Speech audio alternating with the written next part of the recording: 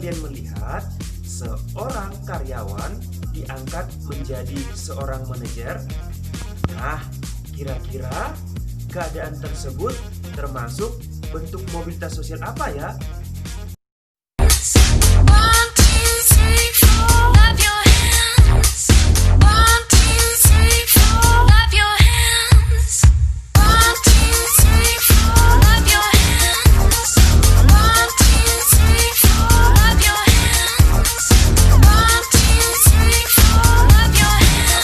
Belajar, kita bertemu kembali dengan saya, Pak Guru Romulus Butar-Butar dari SMP Negeri 1 Sitelu Taliurang, Julu.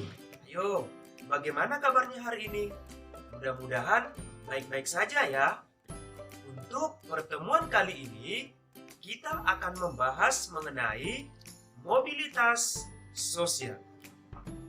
Sahabat rumah belajar, adapun tujuan pembelajaran kita pada video kali ini adalah yang pertama, memahami pengertian mobilitas sosial. Yang kedua, mendeskripsikan bentuk-bentuk mobilitas sosial. Sahabat rumah belajar, pernah bukan kalian lihat seorang karyawan naik jabatannya menjadi manajer? Atau seorang guru IPS berpindah tugas ke sekolah yang lain? Keadaan tersebut dapat dikatakan sebagai mobilitas sosial. Seseorang yang mengalami perubahan status sosial telah mengalami mobilitas sosial. Lalu, apa pengertian mobilitas sosial tersebut? Paul D. Horton, mobilitas sosial adalah gerak perpindahan dari kelas sosial ke kelas sosial lainnya.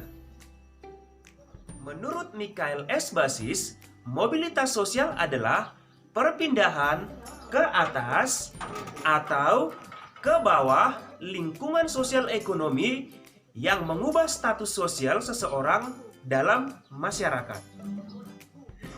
Dengan demikian, mobilitas sosial adalah berubahnya atau berpindahnya status seseorang dalam suatu masyarakat. Ayo, kalian sudah paham kan pengertian mobilitas sosial? Pernah bukan kalian perhatikan seorang dokter dari puskesmas A berpindah tugas ke puskesmas B? Yang menjadi pertanyaan, keadaan tersebut termasuk bentuk mobilitas sosial apa ya? Nah, masih bingung kan? Maka kita ikuti pelajaran berikutnya, yaitu bentuk-bentuk mobilitas sosial.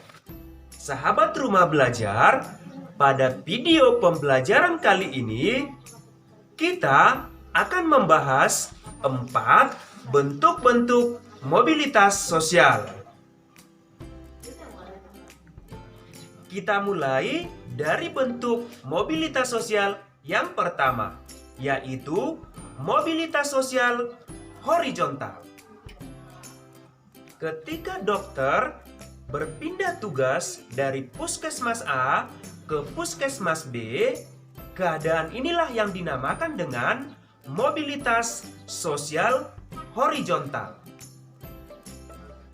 Ayo, dari contoh perpindahan tugas dokter tadi, kalian tentu sudah dapat menyimpulkan apa itu yang dimaksud dengan mobilitas sosial horizontal.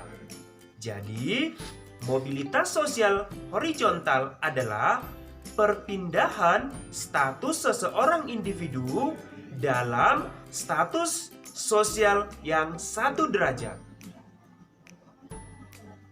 Yang kedua, bentuk mobilitas sosial vertikal.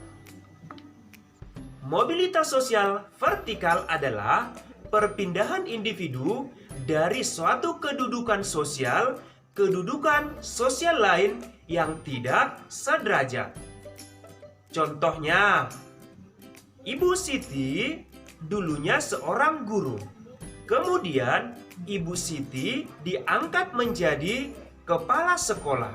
Keadaan tersebut inilah yang disebut dengan mobilitas sosial vertikal, di mana ada perubahan status yang dulunya dari guru menjadi kepala sekolah. Mobilitas sosial vertikal dibagi atas dua. Yang pertama, mobilitas vertikal ke atas atau mobilitas social climbing. Ayo, dari kasus Ibu Siti tadi, itu termasuk kepada status apa yo? Ya, benar. Itu adalah termasuk bentuk mobilitas sosial vertikal ke atas atau social climbing. Bentuk mobilitas vertikal yang kedua adalah mobilitas vertikal ke bawah. Mobilitas vertikal ke bawah adalah perpindahan status sosial seseorang yang mengalami penurunan derajat. Contohnya, seorang manajer diturunkan jabatannya menjadi staf biasa. Ayo, kita lanjutkan ya. Bentuk mobilitas yang ketiga adalah mobilitas sosial antar generasi dan intragenerasi. Yang pertama adalah mobilitas antar generasi, yaitu mobilitas dua generasi atau lebih. Mobilitas ini ditandai dengan perkembangan taraf hidup, baik naik maupun turun.